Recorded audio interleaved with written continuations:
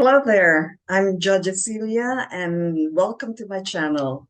This is my first reaction video, so pardon the technical glitches. So let's move on to the video. This is about one of the TED Talks, and it's quite interesting. Most of the speakers at the TED Talks are very good, so let's listen to one of them.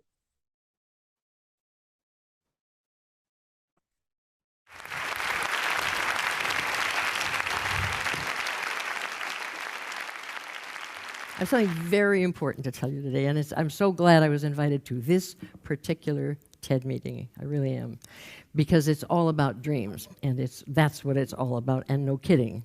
That's all I do. I also drink water. Let's also take my pumpkin soup. When I was about 36, I had just gotten through a very bad year. I'd gotten a divorce. I had no money. I was in New York City. I had two very small children. I couldn't get a daycare center, so I couldn't take a job. We stayed in welfare hotels in New York. That's worth writing a novel about. They have cockroaches, so I would tell the kids we would name the cockroaches, and we played early computer games with cockroaches on the wall. But we got a daycare center, and I got a job, and we got an apartment, and the kids were in school. And I was washing dishes when I was 36, and I thought, my God, we made it. The kids were great.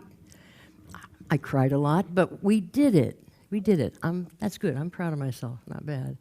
And then I had another thought. I thought, is this it?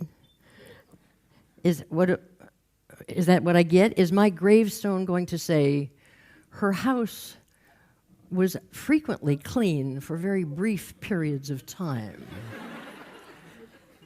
I was going to do something. I don't know what. I didn't have any particular talents. I wasn't very good at things. But I was going to do, I figured, well, I just have a bad attitude, because that was about the 60s, and everybody learned about positive thinking and believing, and you can achieve it and create your own reality. So I thought, hey, 36, maybe I'm really old and ugly and nobody will ever love me again. Okay, but that's not so old. I might live a while. I'm going to go see if I can figure out what the hell my dream is and go get it. So I went to everything. I stood in rooms where they said, stand up and say, I can do it, and I did that, but I still couldn't do it. And they said, think positive. They said, create your own reality. I didn't believe that. And you know what? I was raised in the 50s. In my day, if you said you could influence the universe to do what you wanted or turn people's sentences backwards, we called a doctor. I am not a new age lady. I am an old age lady. And so I just gave up. I thought, well, look, I guess I'm going to be average. Somebody's got to do it. And I tried to forget about it. Now, then something astonishing happened that didn't just change my life. It has already, in the ensuing years, changed the lives of thousands and thousands of people. And that all started in my second job. I had a job in the evening where I ran an encounter group. And encounter groups were something that the psychiatrist had learned in the drug program, where people attack you till you cave in, and they scream at you and yell at you, and you holler at them, and everybody feels better. And I was in the group, and he said, you're hired, you can be a leader, because I was good at it. In my family, we always hollered at each other. So, and it was a natural ability. I didn't think much of it. And I had groups every night after work, and I had one on Tuesday night, and this one is going to go down in history. In this group, there was somebody named Ronnie. At least that's what I call him. I've been telling the story so long I don't really remember his name. Ronnie was different. We used to call him Type B. He didn't have any feelings he was aware of. He came because we were basically his social group. But he leaked hostility. It just came out of him. And everybody laying their eyes on him really wanted to hurt him. And we had to walk him home every night after the class. But we were used to him. We liked him. And he was very valuable, because people would come in who couldn't get to their feelings. This woman, I remember, came in and she said, I quit law school to put my husband through law school. I became a waitress, and I put him through law school, and then after that he divorced me and married somebody younger and prettier, and took the house and everything naturally because he's a lawyer and I couldn't afford a lawyer, but that's okay, I guess, I mean, if I wasn't enough. And but now he wants the kids because he says he can give them a better life. And he really can, but I feel funny about it. I said, and I was looking at the group, and the group was going, I said, listen, you better get angry or they're going to find him and kill him, Get angry. She said, I'm not angry. I said, try. She said, I'm angry. I said, Ronnie, would you put your fingers in your ears? He said, and I said, look at Ronnie. And she would go, ooh, I want to smack him. And she said, I'm angry. Ronnie, what do you dress like that for, you idiot? And then she clicked over to her husband, and she got mad at him, and she just went like a volcano. It was so satisfying to everybody in the room.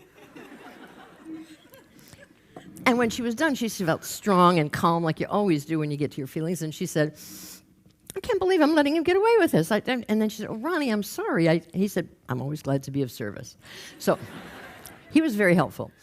And Ronnie, when I would have a go-around, I would say, do you want to work tonight? And somebody would say, yeah, I had a fight with my boyfriend. I don't know. I better work on my feelings tonight. And I'd say, what about you? And they'd say, no, I'm good. And I would say, what about you, Ronnie? Just out of politeness. And he would always say, I'm fine. This particular night, that shall go down in history, I said, how you doing, Ronnie? And he said, I'm depressed.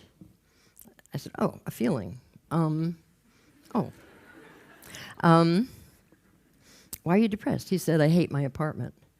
I said, why don't you get another apartment? They were very easy to get then, very easy, very cheap.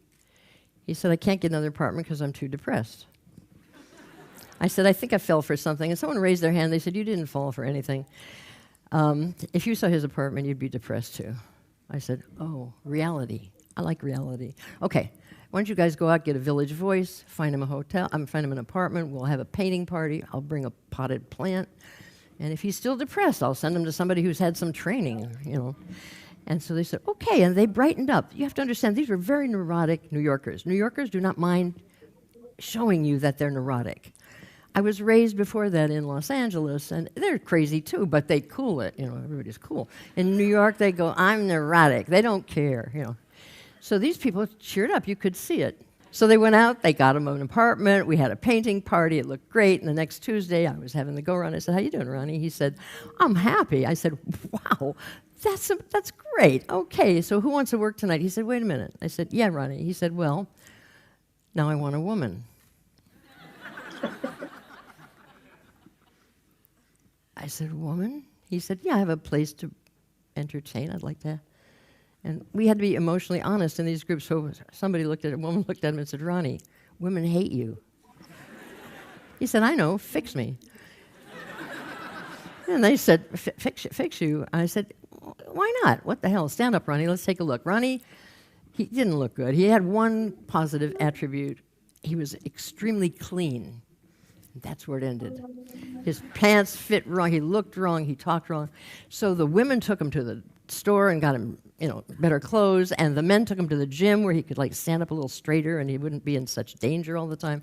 And when it was his turn to work on Tuesday nights, he would stand up and try to pretend he was basically a human. And somebody would come up to him, one of the women would come and say, hello, and he would go, hello, and she'd go, oh, Ronnie, not like that. That's disgusting. He'd go, give me another try. And finally, after about 6 months, he said, I think this is as good as I'm going to get. And we looked at him, and I said, I think it's true. Okay, let's set a date for a party, and let's go find some women. So after that, everybody would come in every week saying, I got one. I was in the supermarket, and I saw this woman standing there, and she had one can of cat food and one frozen dinner. And I said, you want to go to a party? And someone else said, I was walking down the hall of my apartment building with trash, and I heard somebody crying, and I saw too many wine bottles in the trash, so I knocked on the door, and someone came to the door, and she went, yes, and she said, you want to go to a party? We got innocent visiting cousins from Ohio, and we had the party. It was a triumph. Nobody talked to Ronnie, but he had learned how to make hors d'oeuvres, and he was very happy. And when it was over, I said, you know what, guys?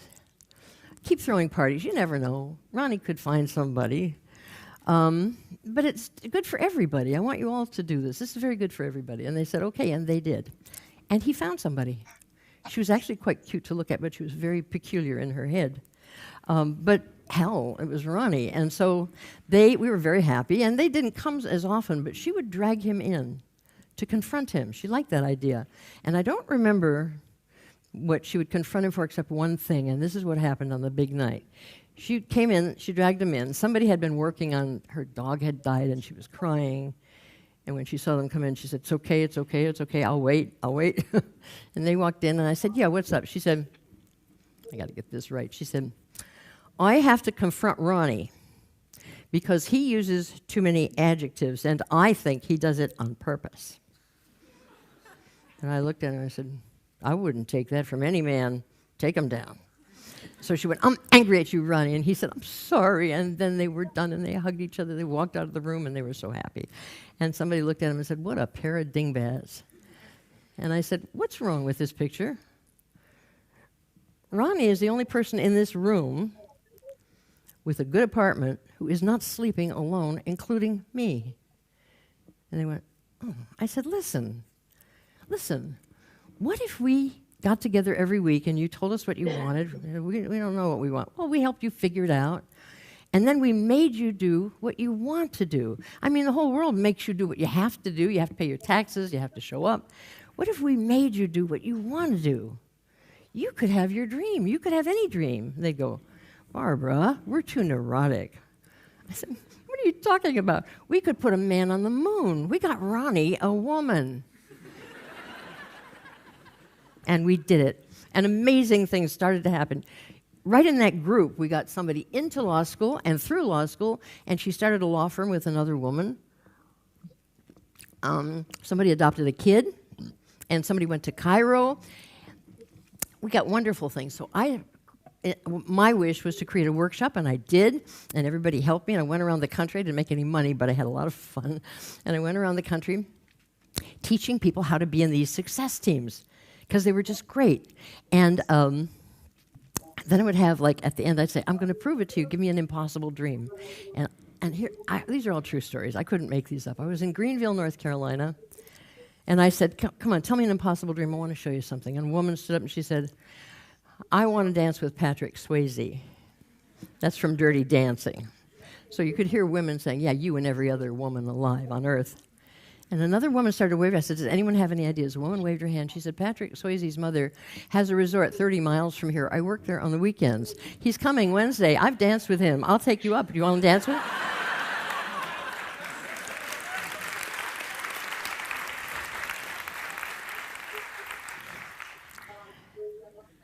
That was nothing. Somebody said, oh, yeah. Somebody stood up. She was crying. She said, I want an animal refuge for old dogs and old animals. They just don't get treated. It's terrible. Even farm animals. And I said, what's your obstacle? Because I'm going to teach you something about wish and obstacle. That is the secret. If you don't learn it, nothing happens. And I said, what's your obstacle? She said, what's my obstacle? I don't have any money. I don't have any land. I don't have a license. I don't have any training. I have nothing. I can't do it. And someone waved her hand. They always do. And she said, my friend's mother just was in an auto accident. She hurt her back. She won't be able to run her refuge anymore. She can't find anybody young to run it for her. She's got a license. She's got the money. She's got the land. She's even got the animals. It wouldn't stop. Oh, God, I've got so many. I want to make sure I don't forget. Oh, yeah, there was a woman in a group, and she said, I make harps. I make them out of a special kind of wood that they have in England, and now it's gone. The last tree is gone. There is no tree left. I can't make any more harps. And someone in the back of the room waved her hand, and she said, are you talking about such and so? And she gave a Latin name, and she said, yeah. She said, my brother has a big stand of those in Australia. Come back here. I'll give you his number. Every time. It never failed. There was, this is a funny one. There was a lady in New York, very weird-looking lady, and she got up in the aisle, and she said, I need a chimp. I got to rent a chimp. I said, what? I got to rent a chimp. I said, a chimpanzee? You want to rent? She said, yeah. She said, what I do is during lunch hour, I go through the big corporations with a chimpanzee and a bunch of cheap little toys for kids, and everybody comes out into the corridor because I have a chimpanzee. And they buy all this stuff, and the chimpanzee costs me about $200 a day, and I sell about $400 a day, so I'm making a living. But they just raised chimpanzee rentals up to $600 a day. I'm out of business.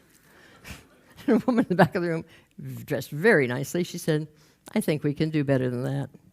I said, what are you talking about? You rent chimpanzees? She said, yes, and giraffes, and rhinoceroses, and a horse. I said, in New York City? She said, yes. I said, why? She said, this is where all the commercials are made. We've got trainers, too. We got everything. I went, well, go blow me down. You never know who you're talking to. You never know who you're... We are all the center of enormous amounts of information and connections that we don't need and we don't think of unless somebody asks us. Somebody asks us. So, now I get to show you a slide. I began to realize that I had found the absolute guaranteed secret to success, and boy, did it have nothing to do with positive thinking. Oh boy, nothing. And I thought, because here's the punchline. Isolation is the dream killer, not your rotten attitude. You can hate yourself, you always do, you know it. You wake up in the morning and go, I'm fat. You know you do that. If you wake up in the morning and go, I'm here, your wife will kill you in your sleep tomorrow night. And I'll help her. You can't walk around faking feelings. I mean, to yourself anyway. And just feel bad that everybody started it. So that says cross out positive thinking. And this says, here's a team, right? Not necessarily your closest friends or your parents, because they've got attitudes about you. They might not help. Strangers are great. They're absolutely great. So here's what you do. You get a team, you figure out what you want, and then you say, here's my wish, and here's my obstacle. Here's what I want, and here's why I cannot have it. If you don't say both those things, nothing happens. We are problem-solving animals. If you say, I'd love to be a ballerina, everybody goes,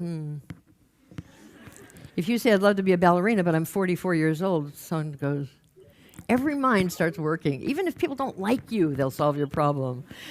So I said, I heard about 44-year-old. There's one called in Boston. There's a new ballet troupe. I read about it in a magazine. I'll find it. People want to help. Amazing things will happen to you. I'll give you my last stories because they were so good. Someone called me from Toronto. She was a success team leader, and she said, we have an accountant in Toronto. I have to tell you the story. We had a group with 6 people. There were 5 women and this guy. And he was so helpful. He knew everybody in town. He got them bank loans. He introduced them to everybody.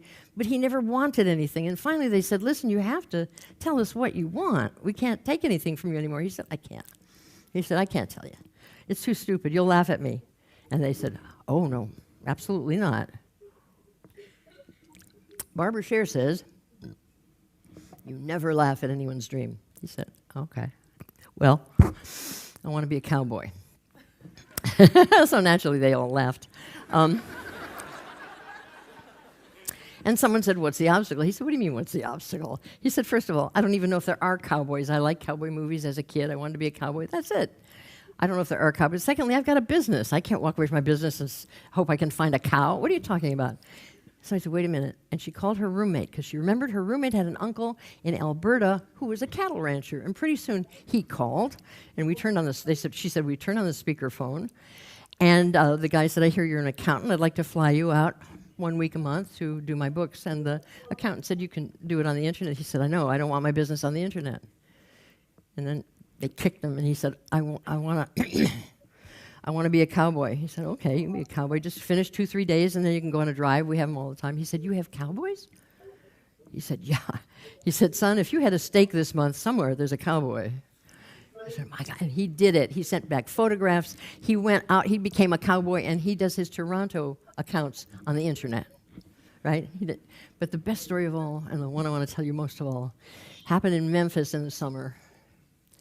I was in August. It was very hot. And I was asking for impossible dreams, and a woman in the front row raised her hand, and I said, yes, what's your dream? What's your wish? What's your obstacle? She said, I'm tired. I want to go on a cruise.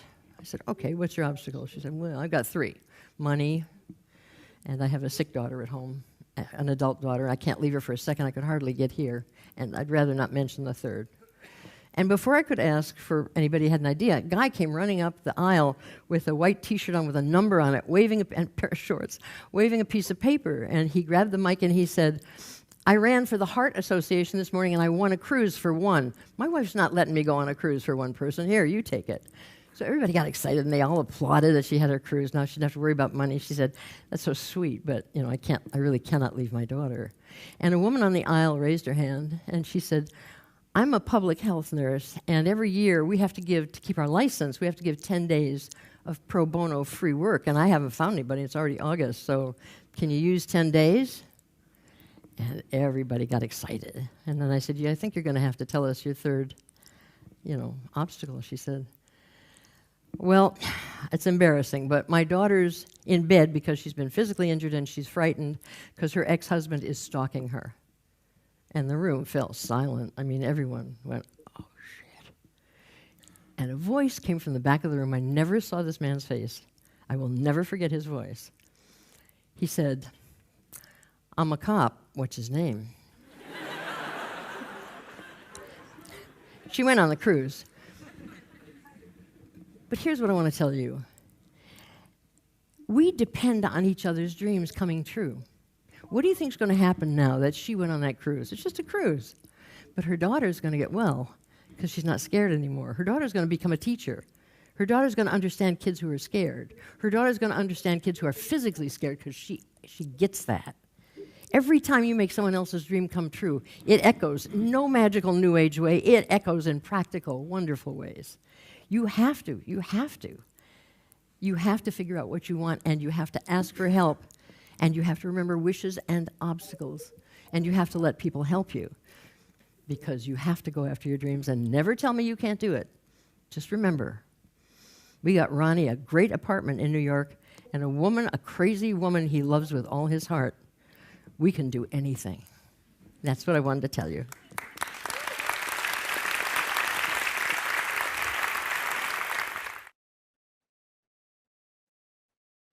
Like she said, isolation is a dream killer. So we need people in order to make our dreams come true. So join me in the next reaction video. So bye for now.